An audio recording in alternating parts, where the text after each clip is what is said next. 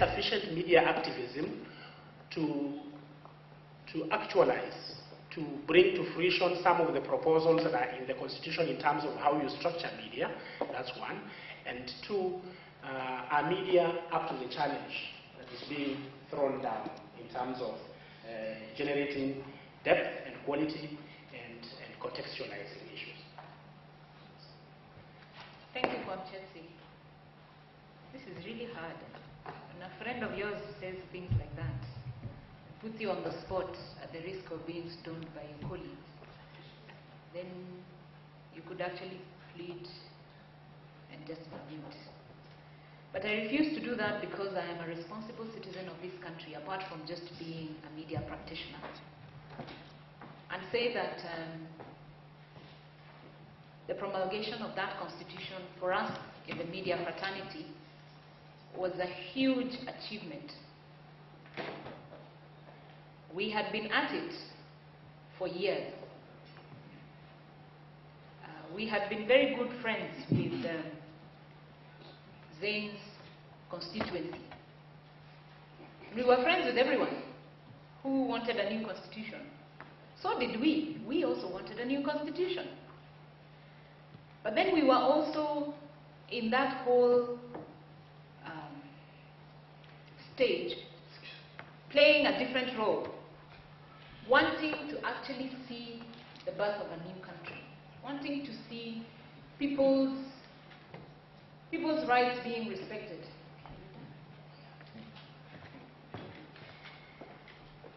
And so I look at what the media has done with the Constitution right now as taking that document. Zane has a very nicely bound copy which has a coat of arms and it is black. It looks like a very serious document.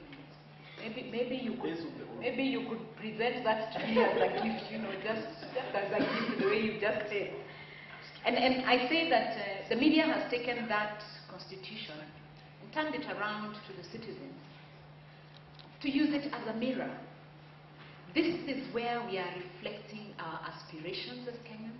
This is where we are reflecting our wishes, our hopes, and what it is that we want this nation to become, as we, as individuals, become.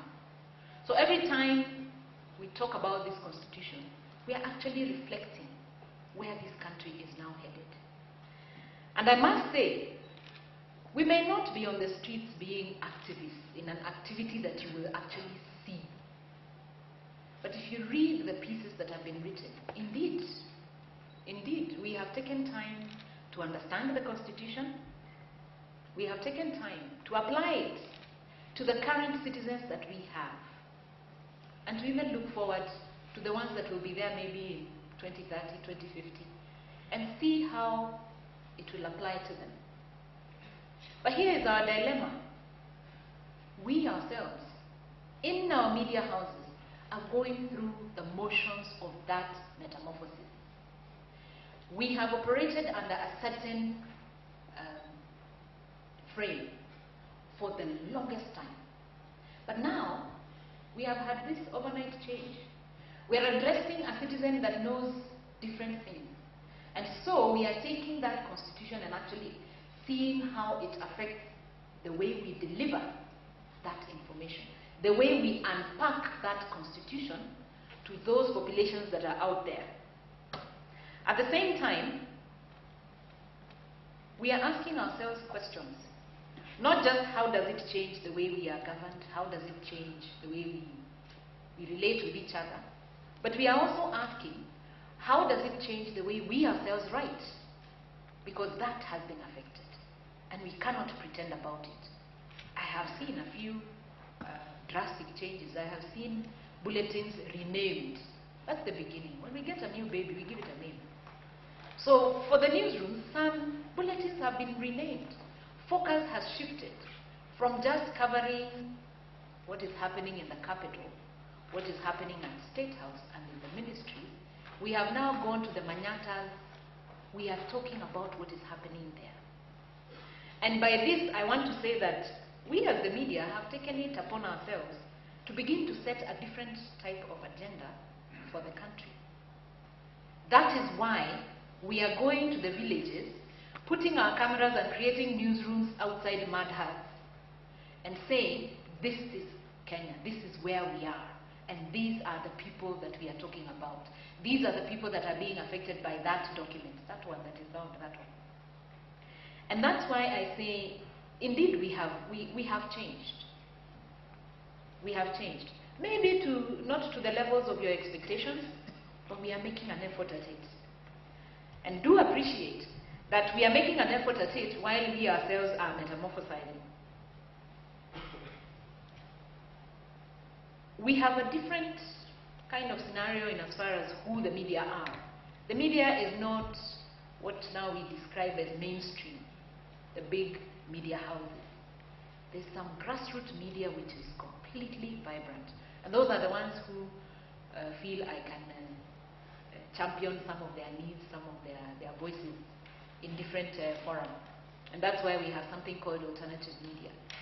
Now the alternative media are speaking in the local language, so they are actually reaching Wanjiku at her home, in her environment, in her context, and explaining to her what this new constitution means, what this new dispensation that we are embracing next year, when we put in some of these offices in place at the grassroots, what it will actually mean for her, how she can even interact with it, how she can even audit it.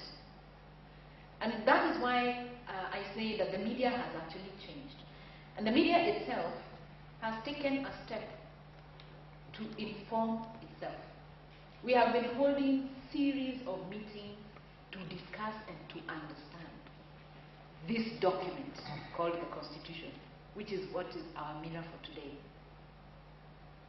So we are not sitting back and saying we'll just cover the drama that happens around the politics and all, but we are actually having serious discussions. It is unfortunate some of you may not get access to some of those grassroots-based media houses and hear the kind of debates and discussions that are going on about the coming election, albeit that we don't know when, but we are having a discussion about it anyway, because we know we can postpone it, but it will come. We can postpone it, but it will come. And the citizens have a platform now. The media has changed. Those who may be teachers in some fora and those who are editors even are very aware to the fact that the media itself has changed. We are operating on different platforms where we not only speak to our audiences, they speak to us as well. And when they speak to us as the media, they even tell us, we would like to see this, we would like to hear this. And so they are even setting what the agenda is for us. When we sit in the newsroom, you say, yesterday there was 5 SMSs that said the citizens want to know about this. And so what changes? Our diary changes. Our diary of activities and what we are addressing begins to change, because we want to meet the needs, the expectations of that audience that we are dealing with. Our priorities have changed.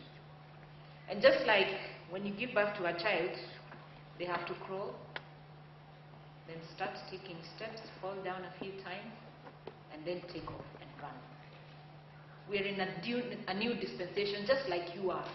And the industry we are in is now taking baby steps in this dispensation and fitting itself with different types of freedom that we didn't have before, with different types of regulation that we didn't have before, with an overwhelming entry of players that did not even exist, with an explosion of platforms that some of us didn't even imagine could ever happen. When I went to media school, you could have told me about some of these social media platforms and the internet being a part of the newsroom, and I would have looked at you and said, are you mad?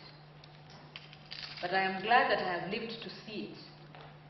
So we are getting up to the challenge. Believe me, there is change in the air, and there is change in the newsroom. Thank you. Christine, thank you very much.